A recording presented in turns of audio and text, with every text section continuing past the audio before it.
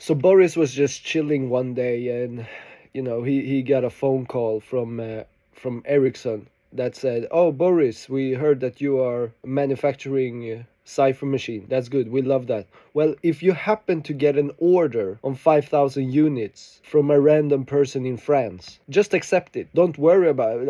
We have the manufacturing capability, so just accept the deal." Does it make sense? We don't even vote for our king, so how can we be a democracy? Because we need the royal family to get out there, start businesses, start making money, because we are going towards a republic. So we are going to remove the monarchs. So it would be a good idea to have a second constitution somewhere in the world. Welcome to the system, everyone's a victim. Doesn't matter if you're black or white, it hates you all. Here inside the system, violence is a symptom. Fighting for what's right, but somehow everyone is wrong. Boom! Welcome to Eldtalk number 8 in English. And we are enjoying the stream of new news coming out. Today is the day that Donald Trump is gonna announce the tariffs, and it's gonna have a huge impact on global trade. It's gonna affect Federal Reserve. It allows the federal government to take extra money, get extra income. A lot of money disappears when you pay it through taxes. There's a lot of middlemen, and they pocket money if they can, of course. So yeah, by utilizing tariffs, you cut out middlemen, you cut out Federal Reserve. So they are probably very happy. As you know, we do talk a lot about banks here in Sweden. We have one of the oldest still operational banks in existence today.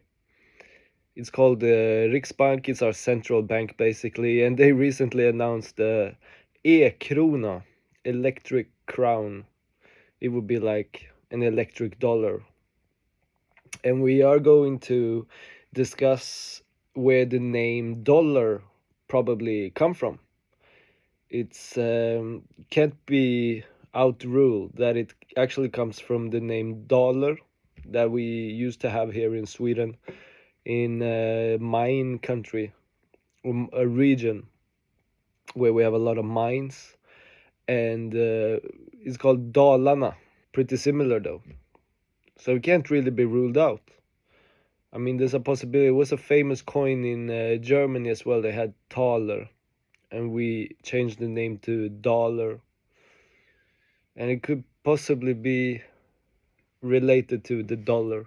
But anyway, you probably know that we have an issue with the deep state around the world. They are infesting all governments, not only the United States, but also in Europe.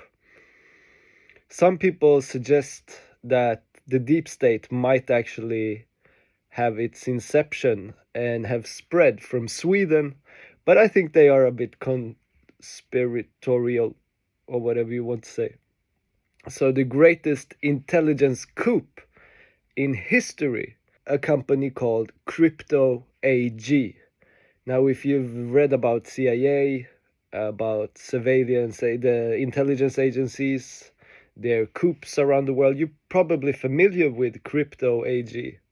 Crypto AG was created by Boris Hagelin, and he moved to Switzerland, and started creating cryptograph machines that became essential when sending communication throughout the Second World War, because this has a huge impact on history.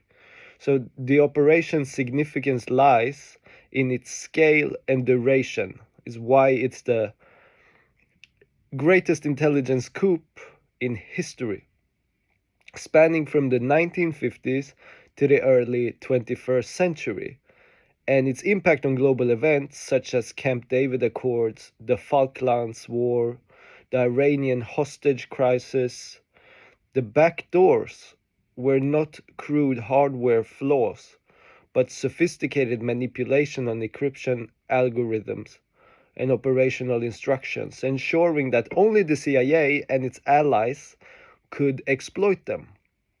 The eventual exposure of this scheme in 2020 through leaked CIA and BND documents confirmed long-standing suspicions and cemented its reputation as an unparalleled intelligence triumph.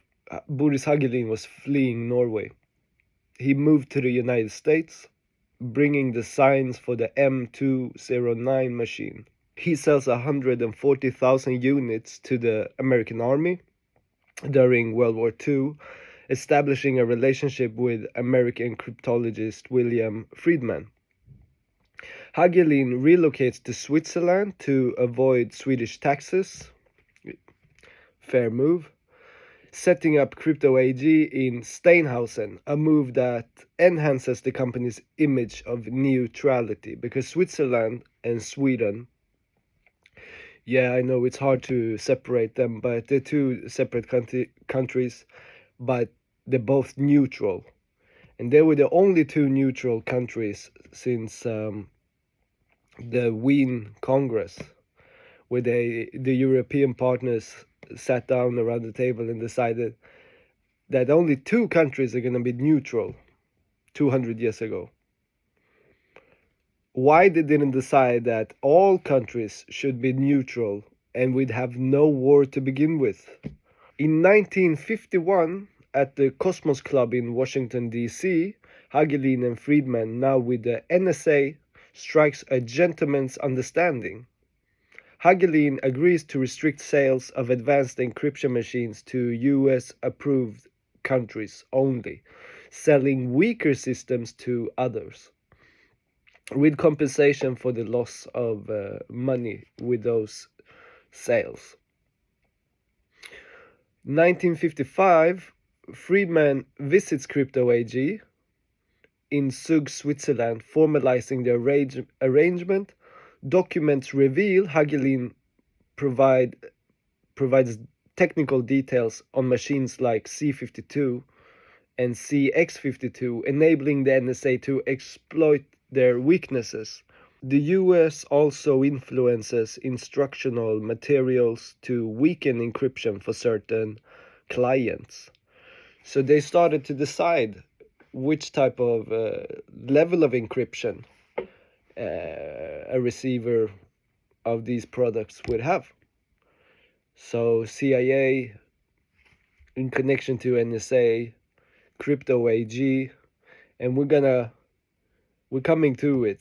Ericsson is involved as well. It's set up by the Dulles, Alan Dulles, the lawyer, the devil's lawyer. And he knew the Wallenberg family because he was their lawyer during the Washington negotiations after the Second World War. So we know that they have a connection to the Wallenberg family and that they are pretty tight. And they also were very involved in telecommunication infrastructure, which is required in order to be able to surveillance the hardware, the lines, and the information that flows on top of that. One can assume that they already had access to Pablo Escobar's papers, his information, his movements, and whatever he decided to take on, it would already be known by the surveillance agencies long before even Pablo Escobar knew about it, probably. But something like that. He probably, produced for the CIA. And as long as he kept doing that, it was fine. But when he got his own ideas and started to turn into politics, that's when they removed him. And that was not a problem, right? They just went in and swooped him up. So it just shows that everything is not what it seems. And Pablo Escobar was, very rich and smart and powerful, but he had nothing against the intelligence agencies, right?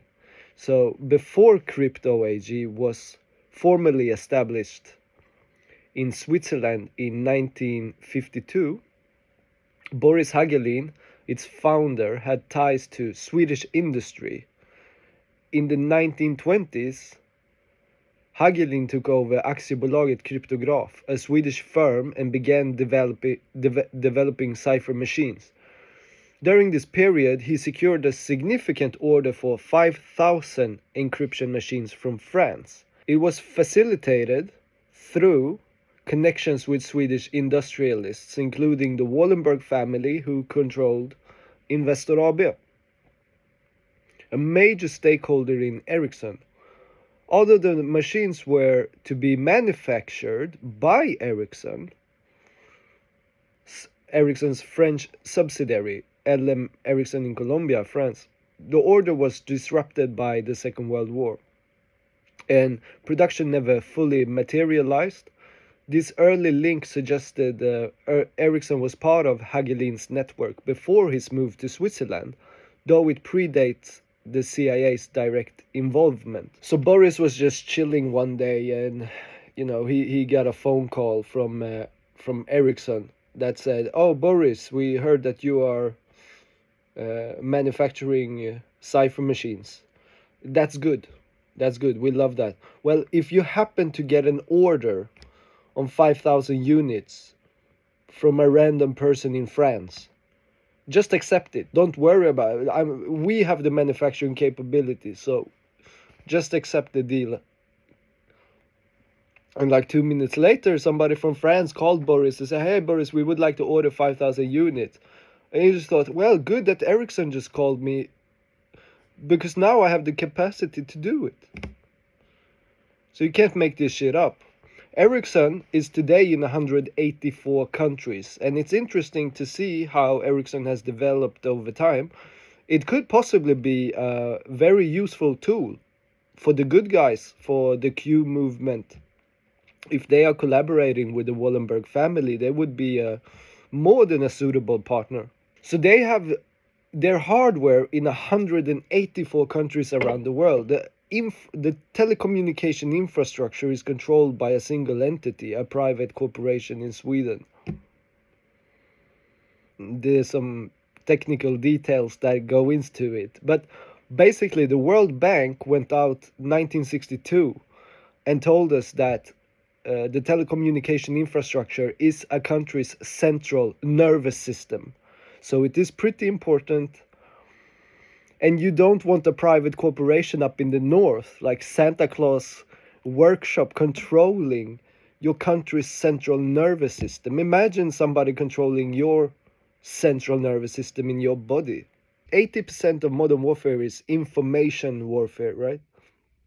So who controls the hardware, who controls the networks, and the information that flows on top of them are very important and to all countries concerned. 15% of modern warfare is economic warfare. Sanctions. You've seen Donald Trump. He's a master at economic warfare to get what he wants. And we are learning a lot. So we are studying on this channel. We do study the politicians and the leaders and the moves that they are making. We are analyzing the situation. And you can also see the strategies when it comes to controlling geopolitical constrictions around the world. You have the Panama Canal. Controlling Panama Canal means you control global trade. It is the same with controlling Greenland and Canada. Now, if we look at this picture, you can see that you have Canada, America, the islands, Iceland, Sweden, Norway, Scandinavia, and then Russia. And it all circulates the North Pole. But if you look at this angle, one must ask, Sweden is in the middle. Sweden has a problem with both America and Russia. We could be partnering with both. It could be like world peace around the North Pole. But Sweden is the instigator in all issues and has been trying, and has been, it's a matter of fact, been playing both sides since the Cold War. We've been a neutral country, both playing Russia, Soviet, and the Americans. We admit it ourselves. But instead of focusing on being productive with our neighbors, we just keep on like a little chihuahua, keep barking at the two tigers. It doesn't make sense, and we lack leadership in Scandinavia. So dollar, remember dollar from Dalarna, dollar. We used to have a mountain piece in Dalarna. So they produced copper, and they produced copper there since the middle of the 1350s. Dalarna has also given his famous, has named the famous red color you create from the powder, and it has a distinct red color on the wooden houses with white decor around it. You've probably seen it on like landscape pictures of Sweden. It gave the mine operators privileges from the king, who gave them right to have their own court, tax exemptions, freedom of movement, and sometimes settlements. The miners could enjoy some economical benefits. It was a priority for the Swedish king and the rulers to keep the mines extracting, and they wouldn't stop at using coercive measurements to keep them operational. They used prisoners and forced labor, slaves. This was a time of strict vagrancy laws in Europe, and people could very easily be deemed idle and be sent off to the mines. So you didn't want to be a vagabond nearing the mines. You'd stay out of there. It gave the mine operators privileges from the king, who gave them rights to have their own court. The first mountain peace laws are from the 1340s in Sweden, so it has been going on for a while. Combine that with the Botniska forced trade deal that made it impossible for the northerners in Sweden, the producers, to sell to anyone but to the capital. And that goes before, that's like the 1350s as well, and was utilized by Axel Oxenstierna, who we've been talking about in the two latest episodes. And he famously stated that we have an India in the north, only we know the means to utilize it.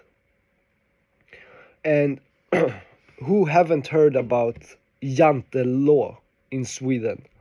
The infamous self-imposed psychosocial censor mechanism, deeply engraved into the population throughout decades, it's centuries.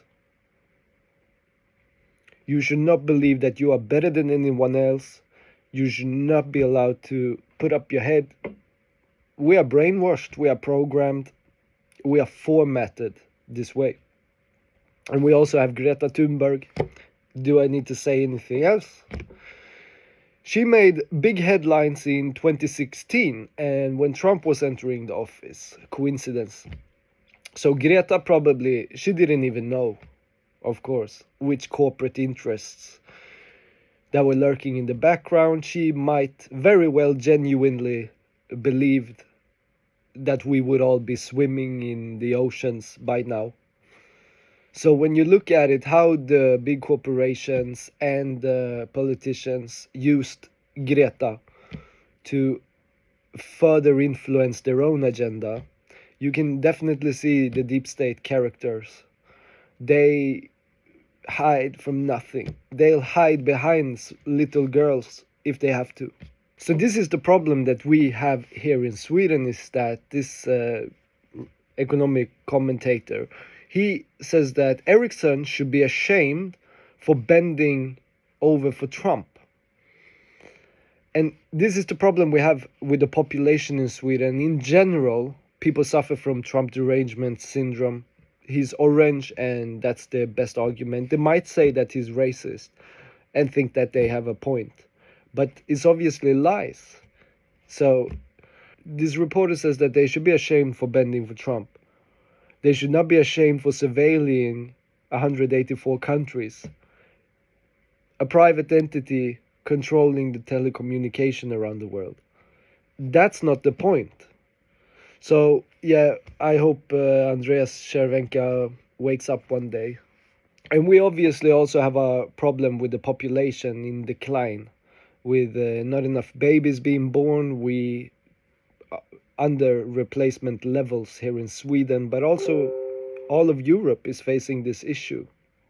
And you can combine that with a depressed population here in Sweden and the financial system about to collapse.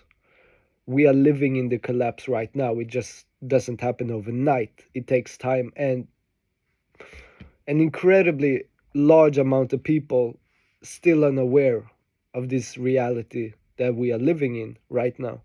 So this is definitely part of Europe's collective suicide. You probably heard about it, but it's actually Giorgia Meloni and Viktor Orban are two leaders that are doing great. Giorgia Meloni, she inspires grandeur, she inspires stronger Europe by shining a light. She's a beacon in the dark, and that helps, right? Viktor Orban, he faces the declining population question head on. He says that any mother should be tax exempted, which is great. So they scratch the income tax for mothers, and that's a great start. And if you look at this picture, you can see that Brussels is like it contains 40 people, or if even that. The rest of the on the map is Europe, and you can see that 80% of laws in countries like Sweden is controlled by an unelected elite trying to school the population here in Europe.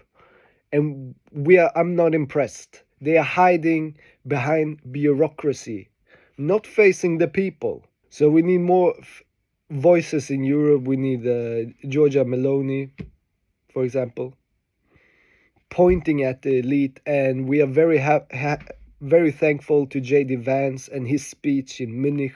So 80% of our laws in Sweden is controlled by EU, the EU Parliament, and we had no election, we had no voting.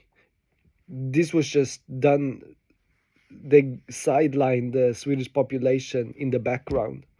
We have no idea when this happened. And connect that with today, with the oldest operational central bank and a democratic monarchy. Does it make sense? We don't even vote for our king, so how can we be a democracy? We are a monarchy here in Sweden. So we don't even know ourselves how Sweden work at the end of the day. And our Princess Madeleine, she is married to Christopher O'Neill, who is an American citizen. That obviously gives the IRS some insight into the Swedish royal family and their economic interests. So that is very interesting. And Madeleine, yeah, maybe IRS knows if Madeleine is in need of money or something, because she just started her own beauty company. And yeah, I think it's great. I think it's amazing that it shows that the royal family have some entrepreneurial node in their DNA as well, and very happy because we need the royal family to get out there, start businesses, start making money, because we are going towards a republic. So we are going to remove the monarchs, and they need to get up to speed. They haven't been working for a long time, so it's good to see them. But I mean, whoever told her creating a drop shipping white label beauty product and send it around the world? I mean, they should be crowned monarch, because it's such a bad idea, and it's just the fastest way to stature abundance, averageness, whatever. We wish them good luck. I hope they do well. And let's see what happens with the tariffs today. Let's see what an impact it's going to have on global trade. And interesting to see when Greenland becomes the 50th state, 51st state. I wish that Sweden would become a state. We love the United States. We want to be part of it. We want a constitution. And we should be aiming for that. Because if America falls, the whole world falls. So it would be a good idea to have a second constitution somewhere in the world. Hopefully, in the future, we'll have many constitutions around the world. And if one falls, there'll be plenty to back him up. And you can reinstitute a new constitution, reinconstitute, and that will be better. So if you watched the whole way, thank you very much. I hope this is interesting. I hope it has been giving you some valuable thoughts, food for thoughts. And let me know in the comment section what you think. Like, subscribe, and see you on the next one. Take care.